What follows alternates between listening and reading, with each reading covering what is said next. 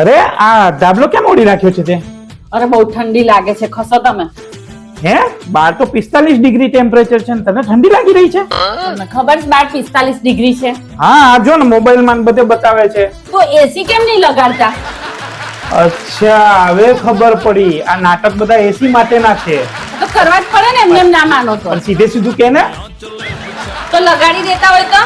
જો સાંભળ મારી વાત, આપણે હે ને શિયાળામાં એસી લઈ લઈશું, સસ્તું પડે.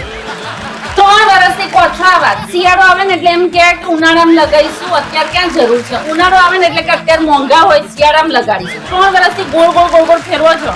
અરે યાર, એસી લગાવી દઈએ ને, સાંભળ મારી વાત, લાઇટ બિલ બહુ આવે, એ બહુ તકલીફ. તો તમારે શું બધા પૈસા છાતીએ બાંધી લઈ જવાના છે? અરે ભાઈ, છાતીએ બાંધી નથી લઈ જવાના, બધી વાત બરાબર છે તારી, પણ મારી વાત સાંભળ તું. ઘરમાં છે અત્યારે, એટલી બધી ગરમી ક્યાં લાગે છે?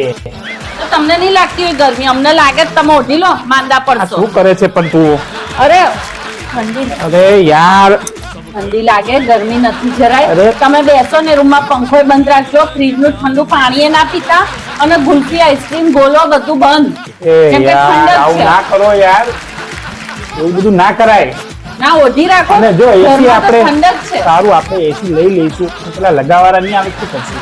તમે બધું વિચારી લેવું છે પહેલેથી. તમે એસી તો લઈ આવો તો કંપની વાળો 2 દિવસે નહીં તો 4 દિવસે એનો માણસ એ મોકલશે. પણ લાવવું તો પડે કે નહીં? નોટંકી આ લોકોની બંધ નહીં થવાની. એટલે પકડ, નોટંકી લઈ આવીશું, માથાકૂટ ના કર બહુ. આ તો લઈ આવજો.